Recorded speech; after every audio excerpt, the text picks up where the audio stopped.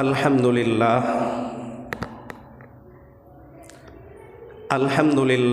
رب العالمین والصلاة والسلام علی سید الانبیاء والمرسلین والملائکۃ المقربین والخلفاء الراشدین علینا وعلیہم اجمعین اما بعد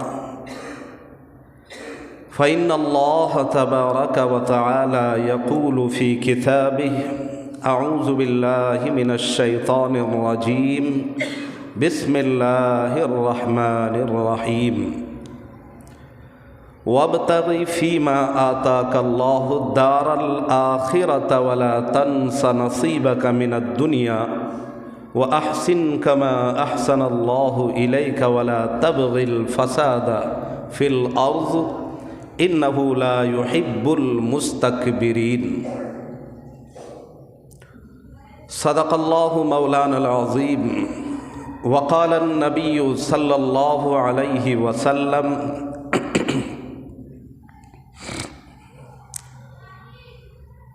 لا يدخل الجنة من كان في قلبه مثقال ذرة من كبر فقال رجل يحب الرجل أن يكون ثوبه حسنا ونعله حسنا قال النبي صلى الله عليه وسلم إن الله تعالى جميل يحب الجمال أو كما قال النبي صلى الله عليه وسلم الماری اسرار کے تالے کو ذرا کھول، الماری اسرار کے تالے کو ذرا کھول، ظاہر ہوا جاتا ہے تیرے ڈھول کا سب پول، ظاہر ہوا جاتا ہے تیرے ڈھول کا سب پول، اور اے نطفہ ناپاک تو آنکھیں تو ذرا کھول، اے نطفہ ناپاک تو آنکھیں تو ذرا کھول، زیبا نہیں دیتا ہے تکبر کا تجھے بول۔ درود پاک جناب محمد الرسول اللہ صلی اللہ علیہ وسلم کی عقیدت اور محبت میں ڈوب کر ایک مرتبہ آہستہ آواز میں پڑھ لیں۔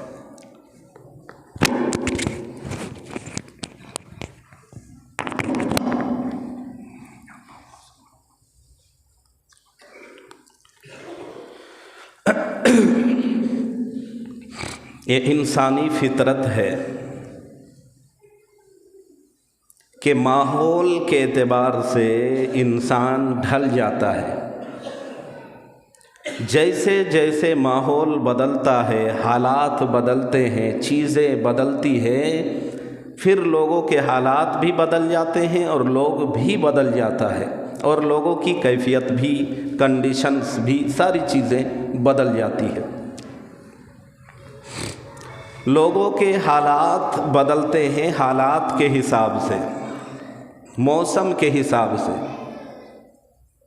حالات کا تقاضا جو ہوتا ہے اگر شرعی اعتبار سے ہو تو بجائے اس کے ڈھلنے کے دنیاوی اعتبار سے لوگ ڈھلتے ہیں، بالکل الٹا چلتا ہے، مخالف سمت میں لوگوں کی چیزیں چلتی ہیں۔ اس کی دو ایک مثال دینے سے پہلے آپ بات سمجھ میں آئے گی۔ فور ایگزامپل، مثال کے طور پر، کہ جب رمضان کا مہینہ ہوتا ہے تو چونکہ رمضان بڑا بابرکت مہینہ، بڑا قدر و منزلت والا مہینہ ہوتا ہے، تو اس مہینے میں چونکہ ایک نورانی فضا ہوتا ہے، پورے مہینے میں شیاطین قید کر دیے جاتے ہیں، شیطان کو جکڑ کر قید کر دیا جاتا ہے، اور لوگ سراپا انسان بن کر، پکا مسلمان بن کر مسجدوں کو آباد کرتے نظر آتے ہیں۔ پورا رمضان المبارک کا مہینہ گزرتا ہے، مسلمانان اسلام نمازوں کی پابندی بھی کرتے ہیں، روزہ رکھنے کی بھی پابندی کرتے ہیں، قرآن کریم کی تلاوت کرنے کی بھی پابندی کرتے ہیں، لیکن جو ہی رمضان کا مہینہ ختم ہو کر شوال کا چاند نظر آتا ہے یا چاند کی کہیں سے کوئی خبر آ گئی، ابھی رمضان کا دن ہی ختم ہوا تھا، رات ختم ہوئی نہیں، عید کی جو رات ہے وہ سب سے مقدس رات ہے، محترم رات ہے، عبادت والی رات ہے، برکت والی رات ہے، لیلۃ الجائزہ کہا گیا ہے۔ ابھی جو ہے نا روزہ ختم ہی ہوا تھا، ابھی شوال کا چاند نظر ہی آیا ہے کہ اب ایک چاند کے بدلتے ہی دوسرے چاند، ایک چاند دکھا تھا، موسم اور ماحول میں تبدیلی آ گئی تھی، نورانی محفلیں سجنے لگی تھی، مسجدوں کو آباد کرنے لگے تھے، لوگ ایسا لگتا تھا کہ سارے انسان بن چکے ہیں، شیطان کو جکڑ دیا جاتا ہے، سارے پکے مسلمان بنتے نظر آتے ہیں، نماز پڑھتے نظر آتے ہیں، مسجدوں کو آباد کرتے نظر آتے ہیں، لیکن شوال کا چاند نظر آتے ہی پھر لوگ اپنے ماحول میں ڈھل جاتے ہیں۔ دوسری مثال لیجیے، دوسری مثال یہ بنے گی کہ ایک تو جو ہے نا میں نے سماجی کے اعتبار سے، معاشرتی اعتبار سے ایک مثال دی، ایک دوسری مثال یوں لے لیں کہ انسان گرم سے گرم چیز کو اگر کھولتا ہوا کوئی چیز ابھی جو ہے نا اتار کے چولہے سے اتار کے اس کو فریزر میں رکھ دیا جائے تو ماحول بدلنے سے کچھ دیر کے لیے اگر اس چیز کو فریزر میں رکھ دی جائے تو وہی چیز بالکل ٹھنڈی ہو کر برف جم جاتی ہے۔ حالانکہ اتنے کھولتے ہوئے جو چیز ہم چولہے سے اتار کے لائے تھے، اگر بیک وقت کوئی اس کو ہاتھ دینا چاہے تو ہاتھ دینا بھی پاسبل، بہت مشکل۔ اتنی مشکلات کے باوجود اگر اس چیز کو، چونکہ حالات بدل گئے، ماحول بدل گئے، گرمی سے اب ٹھنڈک کے جو ہے نا حالات میں آ جانے کی وجہ سے اس کی گردش بدل گئی، تو اب جو ہے نا اس کے حالات بدل گئے، اب وہی چیز جس میں ہاتھ دینا مشکل ہو رہا تھا وہ چیز اس قدر ٹھنڈی ہو جاتی ہے تو بالکل جم جاتی ہے۔ بعین ہی اسی طریقے سے ماحول کے اعتبار سے انسان اپنے آپ کو ڈھالنا سیکھ لیا ہے۔ برے لوگوں کی سنگت میں اگر بندہ آ گیا تو کچھ دیر کے لیے برا بن جاتا ہے، نیک لوگوں کی مجلس میں آ گیا، محفل میں بیٹھ گیا تو آدمی نیک بن جاتا ہے، نیک سوچنے لگتا ہے، خیالات اس کے اچھے ہو جاتے ہیں، سوچ اس کی اچھی ہو جاتی ہے، بات وہ اچھی کرنے لگتا ہے، تو ماحول کے اعتبار سے آدمی گلاٹی مارتا رہتا ہے۔ ایک ہفتہ تک متواتر کسی نمازی کے، کسی اچھے آدمی کے سمپرک میں آنے رہنے، اس سے اٹھنے بیٹھنے، اس کی مصابحت اختیار کرنے، مصاحبت اختیار کرنے کی وجہ سے اس بندے کے اندر بھی وہ صفت دھیرے دھیرے سیاحت کرنے لگتی ہے۔ لیکن وہی بندہ جب اس سے الگ ہوتا ہے اور کسی اور کے سنگت میں آتا ہے جس کی عادت رذیل ہے، خبیث ہے، اچھی عادت نہیں ہے، تو اب عادت کے بدلاؤ کی وجہ سے وہ بندہ ماحول میں بدل گیا، نیک سے بد ماحول میں چلا گیا تو اس کی عادت میں بھی تبدیلی آ جاتی ہے۔ ایسا ہوتا ہے کہ نہیں؟ ہمارے ساتھ ہی ہو رہا ہے۔ دیکھیے 5 دنوں تک، پورا ہفتہ اگر ہم نماز پڑھ رہے ہیں، ہفتہ گزرتے ہی اگر اس دن سے کسی بے نمازیوں کے ساتھ اٹھنا بیٹھنا ہو گیا، جس کی عادت اچھی نہیں ہے اس کے ساتھ اٹھنا بیٹھنا ہو گیا، تو اب میرے ماحول میں تبدیلی آ گئی۔ ہونا یہ چاہیے کہ ہم بجائے بدل کے اس کی صحبت اختیار کرنے کے، بلکہ ہم اپنی صحبت میں، اپنی عادت کے اندر، دین اسلام کے اندر، معاشرت کی چینجنگ کی وجہ سے بجائے ہم خود ڈھلیں، اس کو اپنے اندر ڈھالنے کی کوشش کریں، لیکن الٹا ہو رہا ہے۔ ایسا ہی ہوتا ہے نا۔ اور موسم جب بدلتا ہے، حالات جب بدلتے ہیں، چیزیں جب بدلتی ہے تو اس کا حکم بھی بدل جاتا ہے۔ اس دنیا کے اندر سب سے بڑا جو انسان کا دشمن ہے وہ جانتے ہیں کون ہے؟ سب سے بڑا دشمن کون ہے؟ نہیں پتا کسی کو؟ ارے کسی کو پتا ہے؟ قرآن پڑھتے ہیں کہ نہیں جی؟ قرآن بتاتا ہے ان الشیطان کان لکم عدو مبین، کہ شیطان تمہارا کھلا ہوا دشمن ہے۔ انسان کا سب سے بڑا اگر کوئی دشمن ہے تو وہ شیطان ہے، یہ بھی بتانے والی بات ہے۔ اور انسانوں میں ہم اشرف المخلوقات حضرت انسان خصوصاً مسلمان اگر ہو تو مسلمان کی تو بات ہی کیا کہنے۔ تو انسانوں کا سب سے بڑا دشمن، مسلمانوں کا سب سے بڑا دشمن شیطان ہے۔ شیطان پیچھے لگا ہوا ہے، کبھی دل میں ورغلاتا ہے، بہکاتا ہے، دل میں طرح طرح کے خیالات ڈلنے کی وجہ سے انسان بہک جاتا ہے، بھٹک جاتا ہے، راہ راست سے، سیدھے راستے سے، ہدایت والے راستے سے، نیکیوں کے راستے سے گمراہی کی دشا کی اور بندہ چلنے لگ جاتا ہے۔ اور جب ایسا ہوتا ہے تو غلط سنگت میں پڑنے کی وجہ سے اس کے دل میں دین کی باتیں اثر نہیں کرتی ہیں، دین کی باتیں اثر نہیں کرتی ہے۔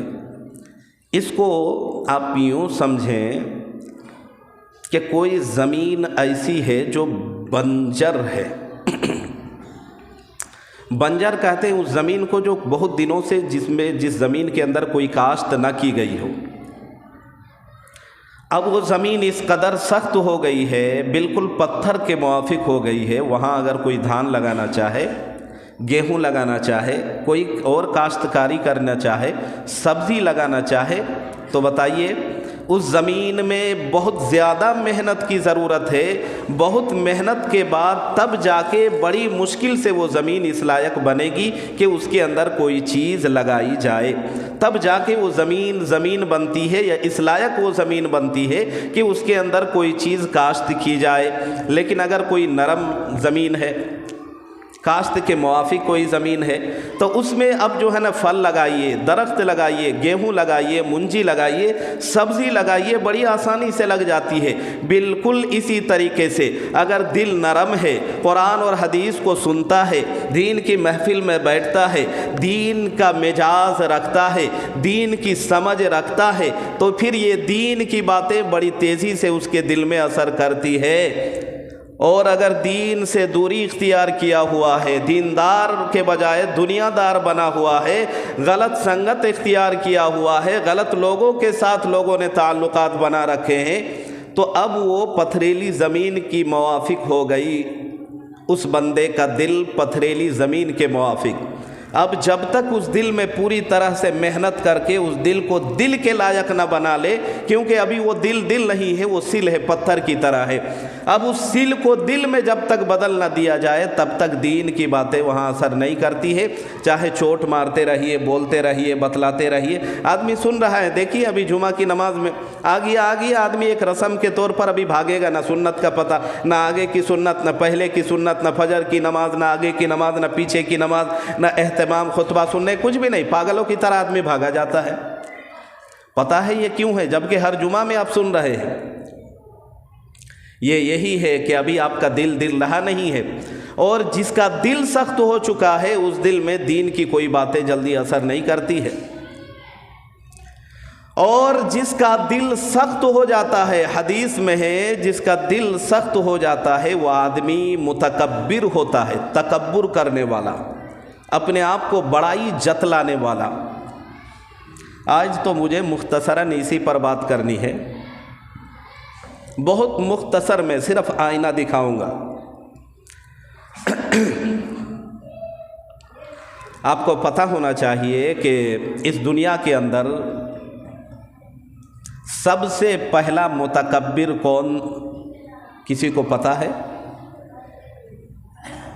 اس جہان دنیا میں سب سے پہلا تکبر کرنے والا کون ہے؟ کسی کو خبر ہے؟ پورا ہفتہ بہت سارا چہرہ ایسا ہے کہ ہم کو جمعہ کے اندر بھی نظر نہیں آتا، اس سے ہم پوچھیں گے تو کیا بتائے گا؟ نہ کبھی قرآن پڑھتے ہوئے دکھتا ہے، نہ کبھی دین کی باتیں سننے میں، نہ کبھی دین کے مزاج میں۔ یہ تو ٹوپی لگا کے ایک بنا ہوا ہے، ورنہ اللہ بہتر جانے کہ لوگوں کی حال کیا ہے۔ اور وہی آدمی جب کوئی مصیبت آتی ہے تو اللہ اور خدا اور سبحان اللہ اور اعوذ باللہ اور ماں سے اللہ اور یہ سب کرنے لگتے ہیں. بتائیے. اور یہی قوم اتنی مردود قوم ہے کہ یہ کہتی ہے اللہ کا جو ہے نا عذاب کیوں نہیں آ رہا ہے, مودی یہ کر رہا ہے. بے مودی سے بڑا ظالم تو تم خود بنے ہوئے ہو. کیا ایسا نہیں ہو رہا ہے جو شریعت کے اندر نہیں کرنا چاہیے, اور کون سا ایسا کام ہے جو نہیں ہو رہا ہے, اور وہ ہم میں سے نہیں کر رہے ہیں. ایون کہ مسجدوں کے اندر بھی غیبت کرنے سے پاک نہیں ہے. بتائیے اس قوم کا بھلا ہوگا؟ آپ بتائیے اس قوم کا بھلا ہو سکتا ہے؟ ممکن ہے؟ جس دشا میں جا رہے ہیں اس کا انت جو ہے نا اندھکار کے سوا اور کچھ نہیں ہے. مگر یہ ہے کہ اگر ہم دل رکھنے والے مسلمان ہیں تو ہمیں غور و فکر کرنا چاہیے, سمجھنا چاہیے تھوڑا بہت بھی, کہ اس دنیا میں سب سے پہلا متکبر جو ہوا ہے, جس نے تکبر کیا ہے, کسی کو نہیں پتا نہیں. سب سے پہلا جو تکبر کیا تھا وہ شیطان نے کیا تھا. پتہ ہے؟ شیطان نے سب سے پہلے تکبر کیا تھا. اور جانتے ہیں کب کیا تھا؟ قرآن اس کا پتہ دیتا ہے, وَإِذْ قُلْنَا لِلْمَلَائِكَةِ اسْجُدُوا لِآدَمَ. اللہ تبارک و تعالیٰ نے اس دنیا کے اندر, دنیا تو بنائی گئی تھی, اللہ اعلم بمرادہ ای بحقیقتہ, اس کی حقیقت اللہ جانتے ہیں, لیکن اس دنیا کے اندر کوئی انسان نہیں تھا. جنت کے اندر کہا جاتا ہے کہ جب اللہ رب العزت والجلال نے سیدنا حضرت آدم علیہ السلام, ابو البشر, انسانوں کے باپ, دنیا کا سب سے پہلا انسان, سب سے پہلا منش, حضرت آدم علیہ السلام کے پتلے جب تیار کیے گئے اور اللہ تعالیٰ نے کہا, قلنا, اللہ فرماتا کہ جب ہم نے کہا للملائکتی, تمام فرشتوں سے, اسجدو, کہ تم سب کے سب سجدہ کرو, لآدم, آدم علیہ السلام کو, تب تک وہ آدم تھے, سب نے سجدہ کیا الا ابلیس, سب نے سجدہ کیا, ابلیس نے نہیں کیا. ابا, انہوں نے انکار کیا. واستکبرا, اور تکبر کیا. وکان من الکافرین, اور وہ ذلیل اور ذلیل اور ذلیل میں سے ہوا. اور جانتے ہیں تکبر کی ریزن کیا تھی, کیوں تکبر انہوں نے کیا تھا؟ بس یہ باتیں ملاتے آپ چلے جائیے, اپنے اندر جھانکتے چلے جائیے, ایک ایک باتیں پھٹ بیٹھتی چلی جائے گی انشاءاللہ. انہوں نے کہا تھا کہ شیطان, جس کو ابلیس کہا جاتا ہے, جنہوں نے سجدہ نہیں کیا, سجدہ سے انکار کیا, تکبر کیا, جانتے ہیں وہ کون تھا؟ تمام فرشتوں کا سردار, جنت کے خزانچی بچایا جاتا ہے. واللہ عالم, حقیقت کیا ہے اللہ جاننے والے ہیں. اس کے بارے میں کہا جاتا ہے کہ وہ بہت بڑا عابد تھا, بہت بڑا عبادت گزار, لیکن انہوں نے جب اللہ نے کہا اسجدوا لآدم, آدم کو سجدہ کرو, تو سجدہ نہیں کیا. اور سجدہ نہ کرنے کی وجہ یہ تھی کہ انہوں نے تکبر کیا. واستکبر وکان من الکافرین, اور وہ راندہ درگاہ ہو گیا. لکھا جاتا ہے, مفسرین لکھتے ہیں کہ تکبر کی جو وجہ تھی وہ یہ تھی کہ انہوں نے کہا انا خیر منہ. قرآن کے دوسرے پارے میں, دوسری جگہوں میں انا خیر, انا کے معنی عربی میں میں, خیر معنی بہتر, بھلائی, بیوٹیفل, بیٹر, بہتر, اتم, افضل. انہوں نے کہا قالا, یہ کہنے والا کون ہے؟ ابلیس. کہا انا, میں, خیر, بہتر ہوں, منہ, اس سے, یعنی جس کو آپ سجدہ کرنے کے لیے کہہ رہے ہیں, جو ڈھانچہ, جو پتلا آپ نے تیار کروایا ہے, اور اس کے آگے جو آپ مجھے اور سب کو سجدہ کرنے کے لیے آپ کہہ رہے ہیں, تو یہ آپ کا حکم سب مانتا ہے لیکن میں مانتا نہیں ہوں. انہوں نے نہیں مانا, اور نہ ماننے کے پیچھے جو انہوں نے لوجک پیش کی, کہا قالا انا خیر منہ, میں اس سے بہتر ہوں. खलक़तनी मिन नार, तूने मुझे आग से बनाया है, खलक़तहु मिन तीन, और इसको जो इस पुतले के आगे सजदा का हुक्म दिया जा रहा है, ये पुतला तैयार हुआ है मिट्टी से, और मिट्टी की सिफत है नीचे और आग की सिफत है उसकी लिपटे ऊपर उठना। तो ऊपर और नीचे का फ़र्क है, तो मैं तो ऊपर वाला हूँ, इसकी सिफत नीचे है, लिहाजा ऊपर वाला नीचे की तरफ नहीं आता, नीचे वाला ऊपर की तरफ जाता है, तो मैं झुकना लाजिम आएगा, लिहाजा मैं सजदा नहीं करूँगा। अब भी नहीं समझ में आई? फिर एक मिसाल दूँ। फॉर एग्ज़ाम्पल, मिसाल के तौर पर आप कहीं चले जा रहे हैं, बड़ा किरिच मारे हुए आप जो है ना न्यू कपड़े, बढ़िया ब्रांड का कोई कपड़ा आपने सदरी वगैरह सब कुछ पहन के आप निकले हैं, कहीं जाना है आपको। सुए इत्तेफाक ऐसा हुआ कि हवा चल रही है और गर्द व गुबार वगैरह उड़ के आपके कपड़े में लग जाए, तो आदमी क्या कहता है कि चलो भाई धूल मिट्टी वगैरह जम गई है तो बड़ी अच्छी चीज़ है, चलो और कोई आदमी मल लेता है, बहुत अच्छी चीज़ लग गई है। बल्कि फ़ौरन आदमी बड़ी नज़ाकत के साथ कपड़े को झाड़ता है ताकि उसके अंदर से जो गर्दो गुबार, जो धूल मिट्टी वगैरह लग गई है, बैठ गई है हवा की वजह से, वो सारी चीज़ें नीचे उतर जाए। और जब वही चीज़ नीचे चली जाती है तो हम चप्पलों के नीचे रोंदते हुए चलते हैं। तो जो चीज़ हमारे चप्पलों के नीचे रोंदते हुए हम चलते हैं, वही चीज़ उड़ के कपड़े में गर्दो गुबार की सूरत में लग जाए तो झाड़ के नीचे करते हैं, उसको हटाते हैं। तो उन्होंने लॉजिकली ये बात कही, काला अना खैरुम मिन्हु, कि मैं इससे बेहतर हूँ। खलक़तहु मिन नार, तूने मुझे आग से बनाया है। आग जलाओ तो ऐसा नहीं होता है कि उसके शोले ऊपर उठने के बजाय नीचे की ओर जाए। यहाँ तो बहुत सारी बातें की जा सकती है, घंटों घंटों इस पर बात हो सकती है कि सजदा तो एक तफसीली बहस है। बहरहाल उस पर न जाते हुए बस शॉर्टकट में आप यूँ समझ लें कि हज़रत मौलाना शाह अशरफ अली साहब थानवी रहमतुल्लाहि अलैह ने लिखा है कि शैतान आबिद भी था, आलिम भी था, लेकिन वो आशिक नहीं था।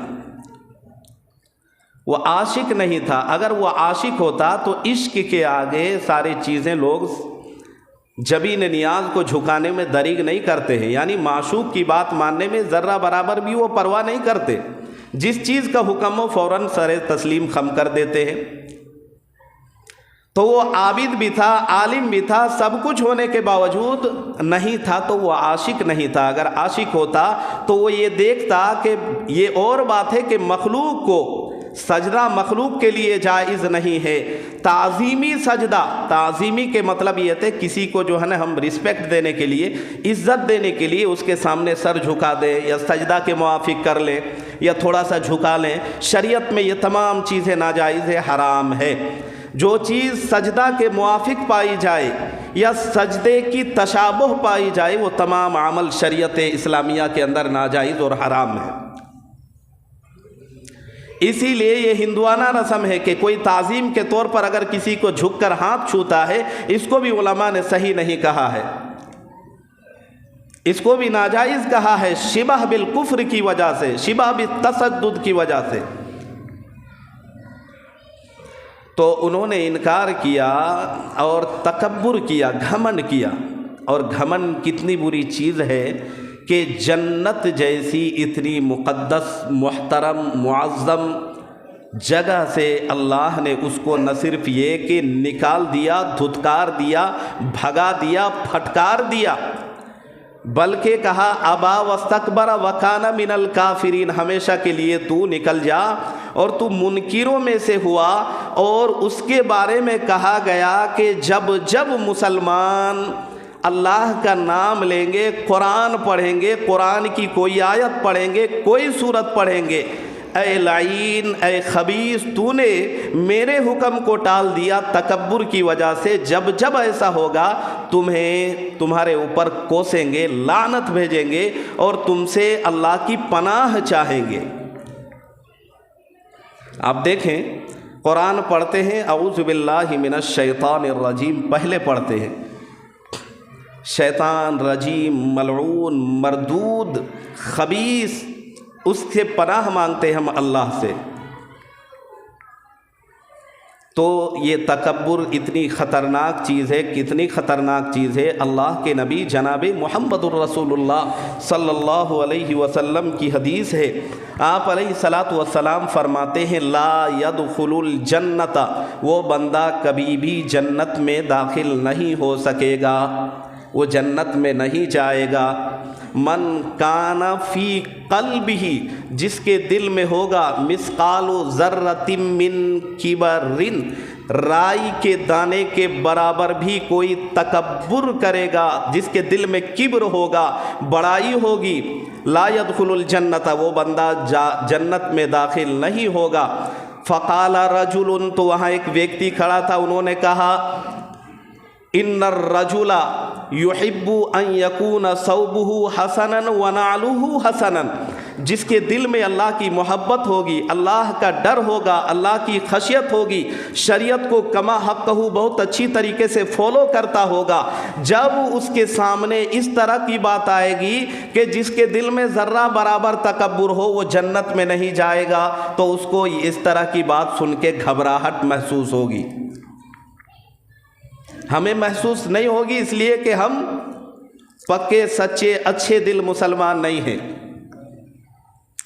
صحابہ کو بڑی پریشانی ہوئی یہ سن کر جب آپ نے فرمایا کہ جس کے دل میں رائی کے دانے کے برابر بھی کبر ہوگا، تکبر ہوگا، جو بڑا بننے کی کوشش کرے گا وہ جنت میں داخل نہیں ہوگا، تو صحابہ سن کر مچل گئے، گھبرا گئے۔ آپ علیہ الصلاۃ والسلام کے صحابہ نے پوچھا ان الرجل یحب، کہ بہت سارے لوگ ہم میں سے ایسے ہیں یحب، جو پسند کرتا ہے، ان یکون ثوبہ حسنا، اچھا کپڑا پہننا پسند کرتا ہے، نئے نئے کپڑا بنواتا ہے، نئے نئے جوڑے پہننا پسند کرتا ہے، ان یکون نعلہ حسنا، ایک سے ایک جوتا، چپل، سینڈل وغیرہ، نئے نئے شوز، نئے نئے برانڈ کے جوتے پہننا بندہ پسند کرتا ہے۔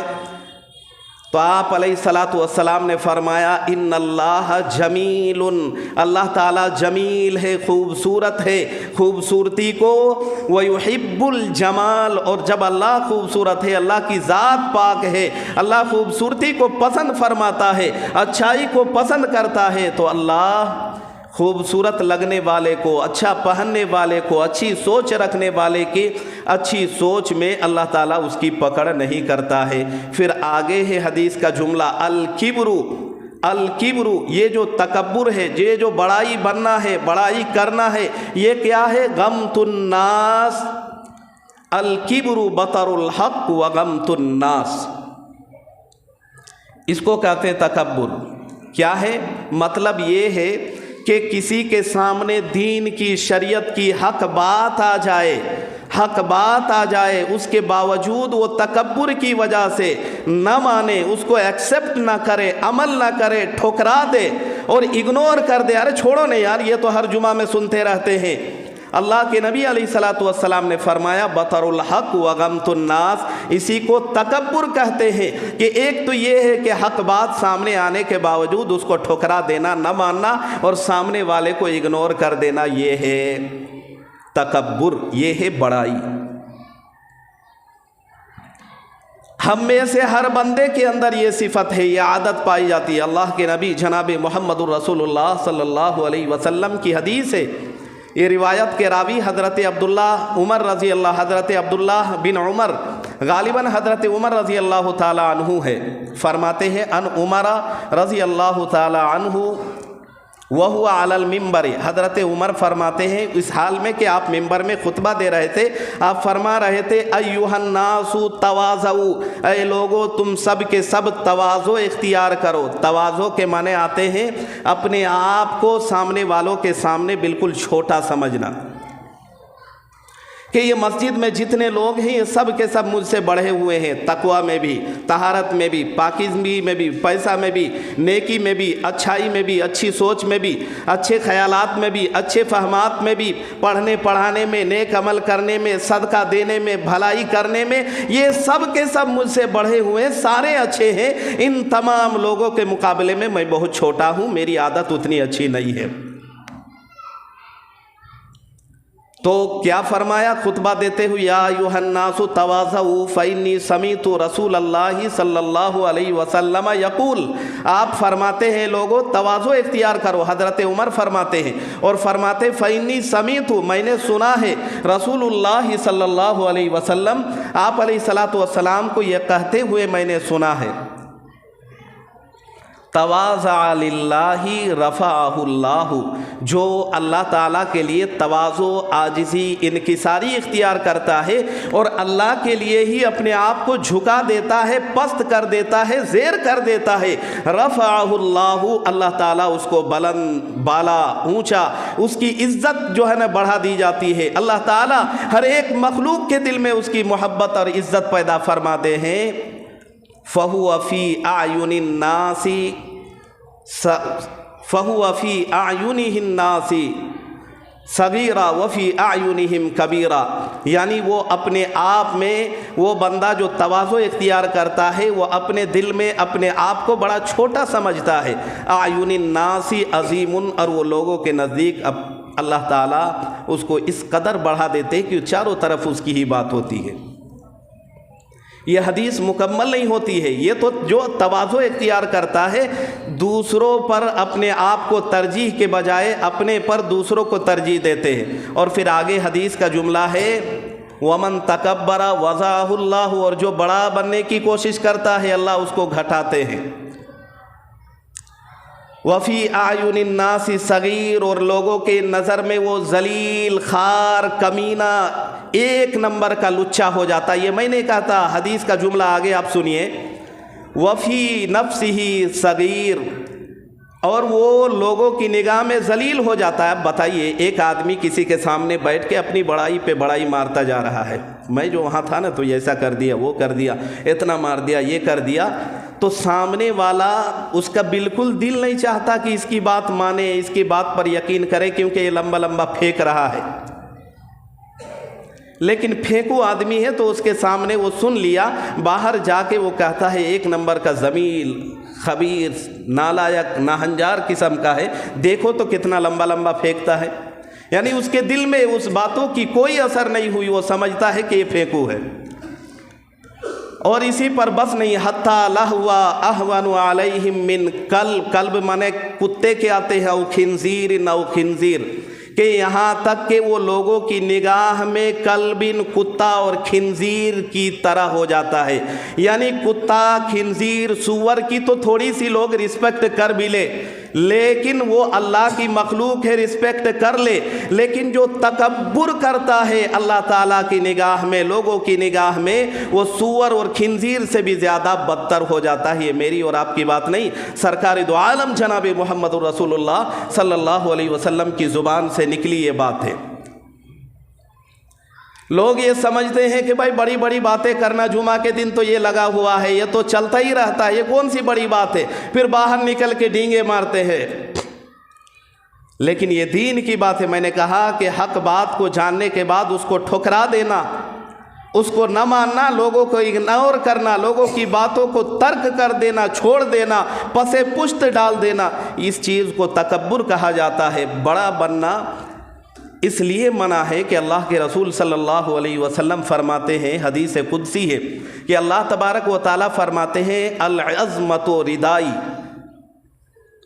الکبریاء ردائی۔ اللہ کے نبی علیہ الصلاۃ والسلام فرماتے ہیں کہ کبریائی، یہ جو بڑائی ہے، یہ جو تکبر ہے، یہ جو بڑائی ہے، یہ اللہ تعالیٰ کی چادر ہے، چادر۔ ومن عظمت ردائی ازاری، اور جو بھی اللہ تعالیٰ کی چادر کو کھینچے گا، جو اللہ تعالیٰ، مثلاً کوئی چادر پہنا ہوا ہے اور کوئی اس کی چادر کو کھینچ کے تان کے نیچے کر لے یا چھین لے یا خود اوڑھنے کی کوشش کرے، سامنے والے کو کتنا غصہ آئے گا، چاہے گا کہ کھینچ کے ایک لگائے۔ اللہ فرماتا ہے العظمت والکبریاء ردائی، یہ جو بڑائی یہ میری چادر ہے، جو میری چادر کو کھینچے گا، تانے گا، مجھ سے چھیننے کی کوشش کرے گا، اللہ کے نبی علیہ الصلاۃ والسلام فرماتے ہیں میں اس کو پست سے پست اور ذلیل سے ذلیل کر دوں گا۔ ہر دن ہر نماز سے پہلے، تکبیر سے پہلے آپ سنتے ہیں مؤذن کہتے اللہ اکبر، اللہ اکبر، صرف بڑا اگر کوئی ہے تو اللہ ہے، اللہ کے علاوہ کوئی بڑا نہیں ہے۔ جو بڑا بنتا ہے اس کی سامنے والے کی نگاہ میں وہ خنزیر اور سور سے بھی زیادہ، کتے سے بھی زیادہ بدتر ہے، اس کی کوئی حیثیت اور کوئی عزت نہیں ہے۔ اور جان لیجئے اس بیماری کو ام الامراض کہا گیا ہے، تمام بیماریوں کی جڑ۔ اور ہر کسی کے اندر یہ چیز ہے، ایک آدمی اگر کوئی چیز کر رہا ہے تو سامنے والے کو دکھانے کے لیے ہی، تاکہ سامنے والا دیکھ کر میری بڑائی کرے، میری تعریف کرے، میرا نام بڑا ہو۔ یہ تمام چیزیں ناجائز حرام ہے۔ اس لیے آج کے جمعہ میں جو میسج، جو سبق دیا گیا، جو باتیں بتلائی گئی کہ بڑائی صرف سجتی ہے اللہ تبارک و تعالیٰ کی ذات کے لیے، وہ بڑا ہے۔ اور ہم کیا اپنی بڑائی کریں؟ میں نے شروع میں شعر پڑھا تھا، اے نطفہ ناپاک تو آنکھیں تو ذرا کھول، زیبا نہیں دیتا تکبر کا تجھے بول۔ بولتے ہیں کسی بولی کو، بول کو، بات کو، اے نطفہ ناپاک، ناپاک قطرہ جب تیری ماں تیرے باپ ایک ساتھ جب صحبت کر رہے تھے، وہ منی کا قطرہ کپڑے میں لگ جائے تو ناپاک ہو جاتا ہے کپڑا، جھٹپٹ کوئی بدن میں لگانا پسند نہیں کرتا، لگ جائے تو ایسے ہی بندہ کچھ دیر رہنا پسند نہیں کرتا جب تک دھو کے اس کو صاف نہ کر لے۔ اسی ناپاک قطرے سے اللہ نے خوبصورت انسان کا ڈیزائن کیا ہے۔ وہ انسان اگر تکبر کرنے لگے، یہ جاننے کے باوجود کہ پانچوں ٹائم مؤذن کہتا ہے اللہ اکبر، اللہ سب سے بڑا ہے، اس کے باوجود کوئی تکبر اپنے آپ کو بڑائی دکھائے، بڑائی کرے، اپنی بڑائی کرے، اور بڑائی میں سامنے والا چھوٹے کو سلام کرنا پسند نہیں کرتا، نہیں، اس کی کیا حیثیت ہے، وہ تو سلام اس سے کیا کریں بھائی، وہ تو پیسے میں بھی ہم سے نیچے ہے، گھر بھی اس سے ہمارا چھوٹا ہے، عمر میں بھی وہ چھوٹا ہے، عہدہ میں بھی چھوٹا ہے، تو اس کو کیا سلام کرے۔ یاد رہے میرے نبی کی سنت آپ کو پتہ نہیں ہے، آپ پڑھیں، نبی علیہ الصلوۃ والسلام کی یہ سنت ہے، اس سے تکبر ختم ہوتا ہے۔ تکبر کا علاج بتایا ہے کہ جب تمہارے دل میں کسی کے لیے تکبر ہونے لگے تو سامنے والے کو جا کر سلام کرو، اس کا چھوٹا موٹا کام کر دو، اللہ تعالیٰ اس کے بدولت تمہارے دل کے تکبر کو ختم کرے گا۔ تو انشاءاللہ ہم اپنے دل میں جانچیں گے، پرکھیں گے، دیکھیں گے، تکبر، بڑائی، ردائی، کبریائی، یہ سب کے سب اللہ کے لیے سجنے سورنے والی باتیں ہیں۔ ہم انسانوں کے لیے، مخلوق کے لیے یہ چیزیں جائز نہیں ہیں۔ امید ہے کہ آپ بہت اچھی طرح سمجھے ہوں گے۔ اللہ تبارک و تعالیٰ سے میں دعا گو ہوں کہ اللہ تعالیٰ تکبر جیسی لعین، تکبر جیسی خبیث اور تکبر جیسے مہلک امراض سے اللہ تعالیٰ ہم سب کو بچنے کی توفیق دے۔ وآخر دعوانا ان الحمد للہ رب العالمین۔